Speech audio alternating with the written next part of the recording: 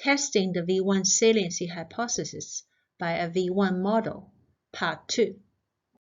We have schematically shown the V1 model qualitatively.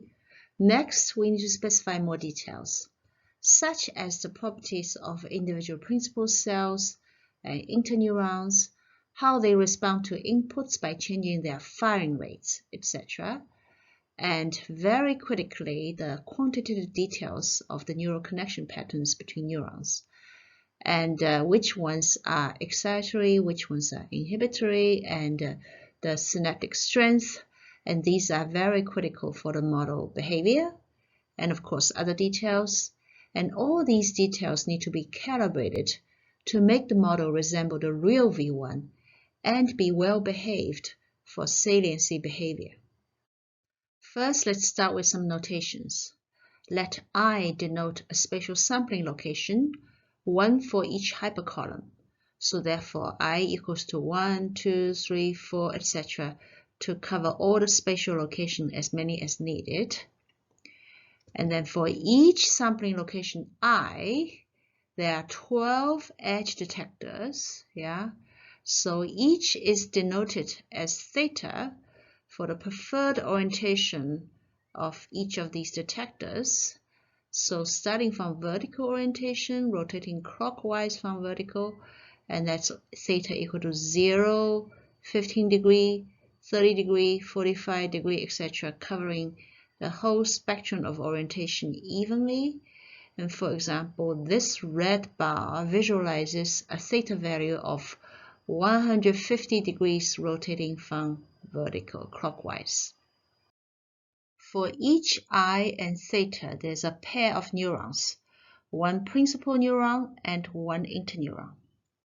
The direct input to this principal neuron is denoted as I with subscript I and theta, and xi theta denotes the state of the principal neuron. It can be understood as modeling the membrane potential of this neuron. And with this membrane potential, the firing rate from this neuron is a sigmoid function of the state x. It's non-negative with a threshold and saturation. And similarly, we can denote this yi theta for the state of the interneuron, which gives another firing rate with that state, which is another sigmoid-like function. And the critical difference between these two is that this is not a scaled version of that one. And also the slope gets steeper as the state gets higher, and the saturation is so far away that one can more or less ignore it. Now you can see the book for details on why these are designed this way. Therefore, if we focus just on one pair of neurons, I and theta, they follow such neurodynamics. For the principal neuron, the derivative in time of its state x is driven by firstly the external input, I, and then the inhibition from the interneuron, and for the interneuron y, by the excitation from the principal neuron. Additionally, the neuron has a self-decay turn back to its resting state when not driven by inputs. And similarly for the interneuron, the principal neuron has in addition a self-excitation. Now let's include the neural inputs from neighboring neural pair at a different location j and preferring orientation theta prime. And this gives the monosynaptic excitation term, which increases with the synaptic weight between I theta and j theta prime. And this synaptic weight across pairs of neurons is the connection matrix, capital J. And of course, the monosynaptic excitation grows with the activities of the presynaptic cell, j theta prime. And now let's look at the disynaptic inhibition between these two pairs. This inhibition comes from a drive from the principal cell X to the inhibitory interneuron Y with synaptic weight matrix W, which is analogous to the matrix J above. And of course, this drive grows with also the presynaptic activity. For this presynaptic neuron, the monosynaptic excitations come from these neurons more aligned with itself and dye-selective inhibitions come from these neurons, these neighbors not aligned with itself. And both types come from neighboring neurons preferring orientations similar to its own preferred orientation. So when all the contextual bars j theta prime have the same orientation as the central bar I theta, then the net effect will be an iso-orientation suppression when the total disynaptic inhibition overwhelms the total monosynaptic excitation. So now these terms describe details within a single EI pair or a pair of neurons, one excitatory, one inhibitory. These are for interactions between EI pairs in different hypercolumns or locations using such a bow-tie pattern of synaptic connections. In addition, we also have suppression within a single hypercolumn or location I between EI pairs tuned to different orientations.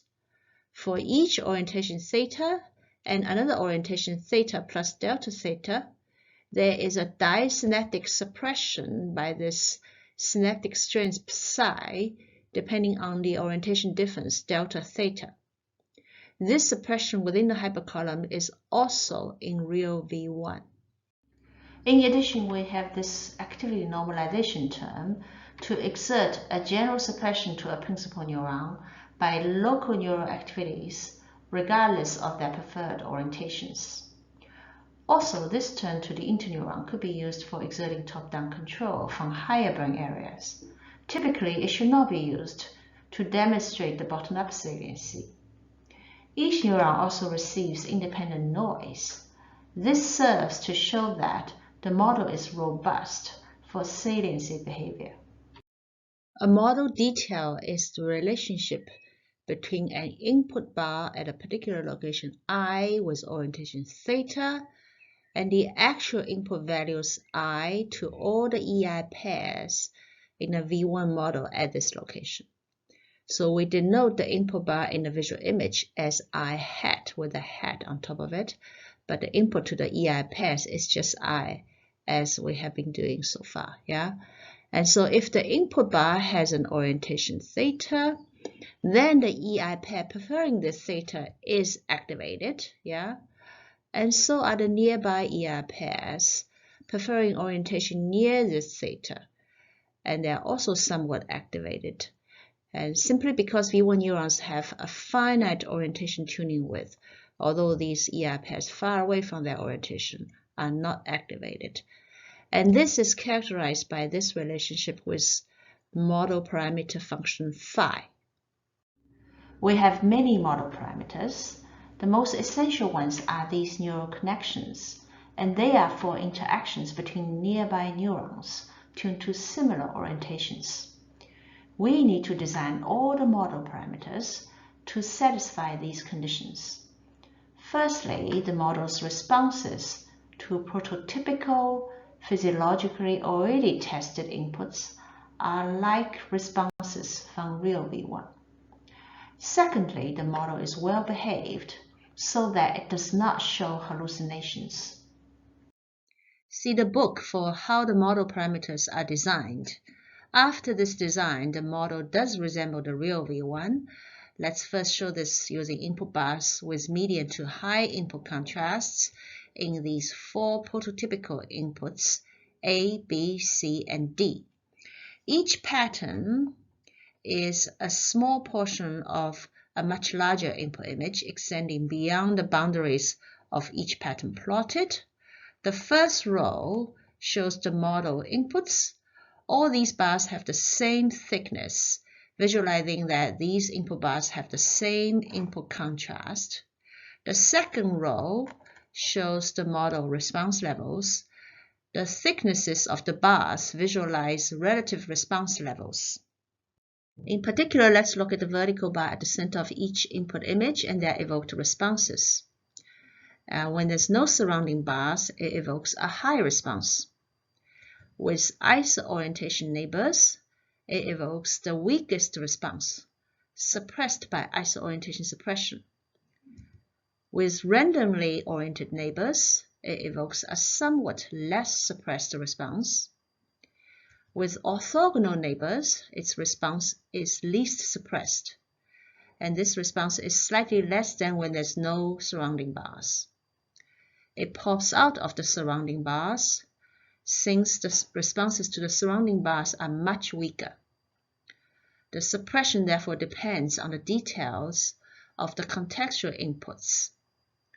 And here we see no hallucinations of inhomogeneous response to homogeneous input.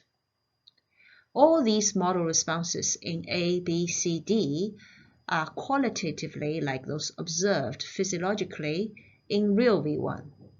Now let's examine what happens with weaker inputs. In E, F, G, H are examples in which the central bar has a weaker input contrast, and we examine how their responses depend on the context. With no surrounding bars, its response is weak. With one strong neighbor completely aligned to it so that they could link up into a straight line, its response is enhanced. We call this contextual bar a collinear neighbor, and this response enhancement a collinear facilitation or collinear enhancement. Slightly more facilitation with two collinear neighbors.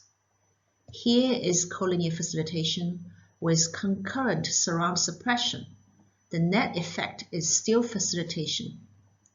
These are examples of collinear enhancement to responses to weak inputs, as observed physiologically in real V1.